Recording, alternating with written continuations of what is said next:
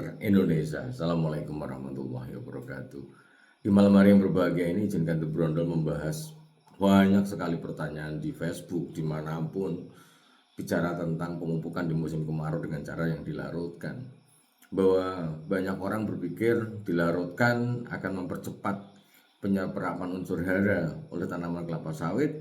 Apakah benar atau salah? Maka kita akan bahas satu persatu.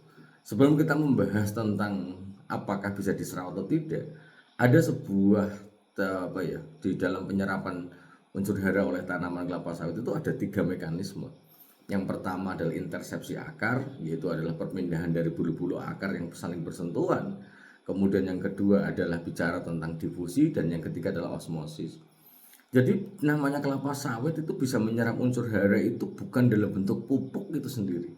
Ini harus digarisbawahi, bukan dalam bentuk pupuknya. Misalnya, urea dicairkan, apakah nanti airnya masuk, yang masuk itu adalah ureanya? Jawabannya tidak. Apakah KCl yang masuk ke dalam tanaman itu dalam bentuk KCl? Jawabannya tidak. Semuanya harus bereaksi dulu membentuk sebuah reaksi yang akan menghasilkan ion. Lah ion inilah yang nanti akan masuk bersama dengan bisa masuk ke dalam jaringan tanaman. Salah satunya adalah bersama dengan air yang diserap. Ketika sahabat The Brunel melakukan pemupukan dengan cara dicairkan, apakah efektif Pak Pendi? Sangat tergantung. Ketika dalam kondisi yang kering kerontang, misalnya di musim kemarau kita mencoba melarutkan pupuk itu sendiri, kalau menurut saya justru kita harus memahami dulu kondisi yang ada di dalam tanah itu sendiri. Ketika daerahnya adalah kering kerontang, kemudian mau dipupukkan, airnya mau berapa saya nanya.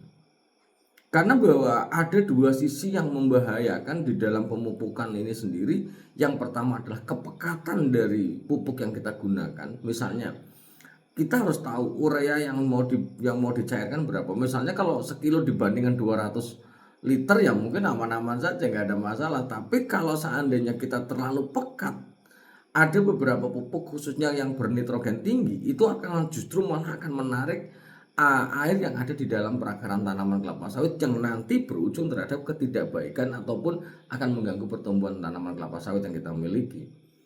Sehingga ketika dalam kering kerontang, sabar, jangan dipupuk dulu.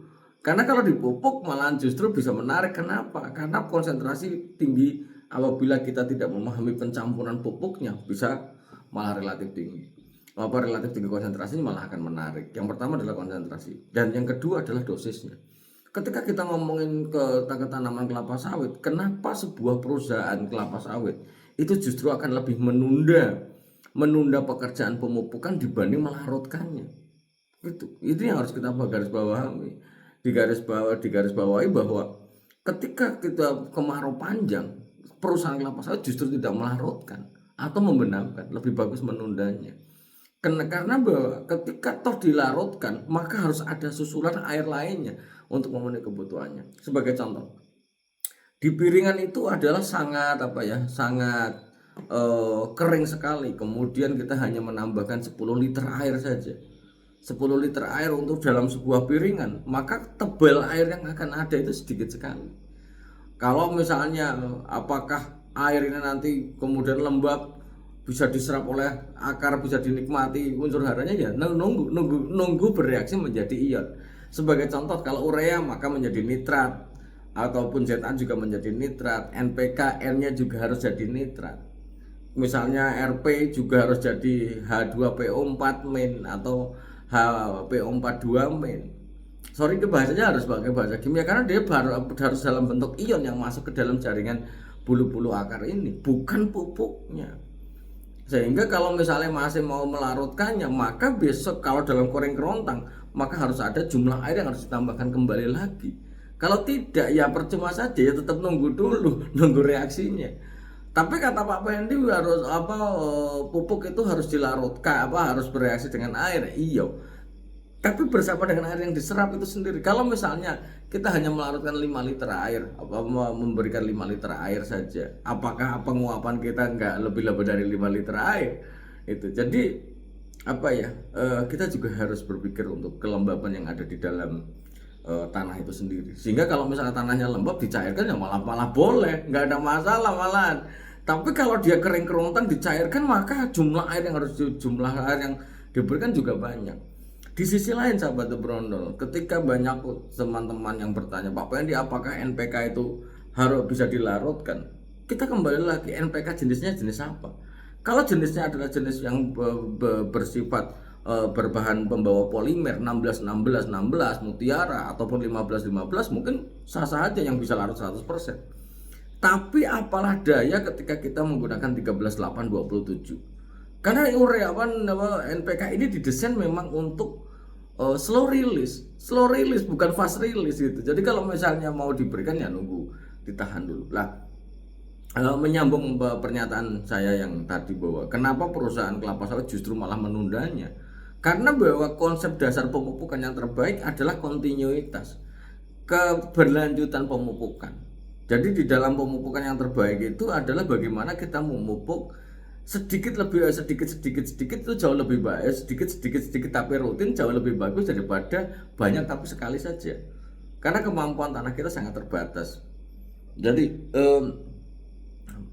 menjawab pertanyaan Pak, dilarutkan boleh nggak sih Pak Bani? Saya boleh saja. Akan tetapi bahwa dilarutkan bukan berarti nggak hilang, mungkin saja hilang. Sebagai contoh, larutan urea di misalnya 100 liter atau 200 liter dalam satu tong drum itu dicampur urea 1 liter, kemudian 1 kilogram, kemudian disiramkan untuk beberapa pohon, saya bilang nggak ada masalah. Tapi ingat bahwa tanaman kelapa sawit membutuhkan unsur hara dalam jumlah cukup banyak.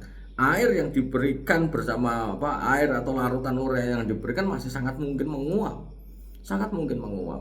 sehingga daripada, kalau bagi saya pribadi, daripada kondisi ini membuat kita satu repot kemudian faktor kehilangan yang besar, maka ya dilarutkan tidak menjadi sebuah solusi, kecuali kita punya sumber daya yang besar. Sebagai contoh, ada air parit yang kita bisa semprotkan semakin lembab untuk bisa memenuhi kebutuhan tanaman kelapa sawit. Karena kemarin ada yang nanya, Bapak ini kalau misalnya kita punya kelapa sawit ya kemudian disiram boleh nggak sih? Saya bilang ya boleh saja, itu boleh saja, asal kita harus berhitung berapa jumlah air yang diberikan dengan biaya yang harus kita keluarkan.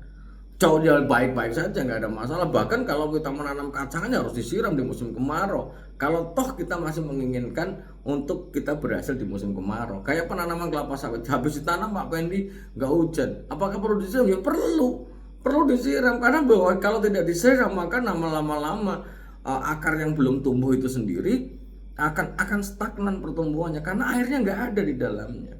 Itu sehingga kalau dilarutkan bagaimana Pak Pendi? Sabar, sekali lagi sabar.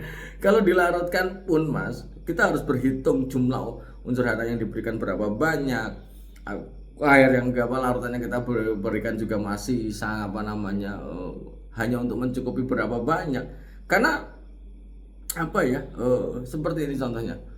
Ini kalau kita cerita tanah kering kerontang yang kering banget ya, yang tanah liat keras itu ya. Akan tetapi kalau selama airnya di daerah perakarannya lembab dipupuk boleh nggak sih? Boleh, nggak ada masalah. Misalnya seperti di gambut yang mungkin biasanya terendam, ini malah agak lembab-lembab cantik gitu. Bapak ini tapi ini musim panas boleh? Ya boleh saja, pagi-pagi kita pupukkan ya nggak ada masalah. Yang tidak boleh adalah dalam kondisi yang kering kerontang, no air.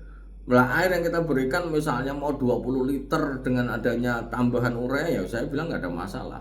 Kontinu enggak, tapi gitu loh. Jadi daripada nanti airnya menguap sebagian dan juga diserap sebagian, tapi belum berada dalam kondisi bentuk ion, ya nggak akan terserap. Itu sih yang mungkin dapat saya sampaikan pada kesempatan di malam hari ini. Sehingga kita kadang-kadang berupaya untuk memaksakan jadwal pemupukan itu, padahal kembali lagi yang harus saya jelaskan adalah bicara tentang pemupukan adalah kemampuan tanah itu sendiri. Ketika kita punya tanah liat yang bermuatan negatif, maka tanah ini akan menyimpan ion-ion yang berasal dari pemupukan kita, akan terjerap satu persatu. Ketika tanah akar itu butuh, maka dia akan dilepaskan ke larutan tanah dan akan masuk ke dalam bersama dengan air yang diserap oleh tanaman kelapa sawit. Tapi sekali lagi kemampuan tanahnya ini sendiri, sehingga kayak tanah berpasir yang tidak mampu menjerap ya mesti akan kurus, sehingga harus ada bahan organik yang perlu ditambahkannya.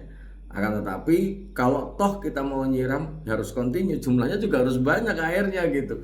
Karena jangan sampai kita melarutkan urea mas ke dalam tanah, sebagian urea akan diuapkan, menguap itu karena air sebagian juga akan menguap, nitrogen juga akan menguap menjadi amonia, juga akan sangat mungkin terjadi pastinya. Sehingga kalau saran pribadi saya di musim yang panjang kemarau lebih bagus ditunda dulu saja sambil nanti ketika masuk wajib dilakukan pemupukan sesuai dengan urutannya. Yang penting selama dia berbahan senyawa garam, urea, KCl, boron atau borat ataupun kiserit, maka dalam 1 minggu harus ada 1 hujan deras atau 2 hujan ringan supaya jumlah air yang tersedia di dalam perakaran itu cukup untuk memenuhi kebutuhan tanaman sawit dan untuk mereaksikan pupuk itu sendiri. Mungkin itu saja dulu yang dapat saya sampaikan pada kesempatan di malam hari yang berbahagia ini. Jangan dipaksa. Kalau dipaksa daripada banyak hilang, mending tunggu saja. Selama kita bisa menjaga kapasitas kemampuan tanah itu sendiri, saya kira baik-baik saja. Semoga bermanfaat bagi sahabat The Brondol semuanya dan salam planter Indonesia. Assalamualaikum warahmatullahi wabarakatuh.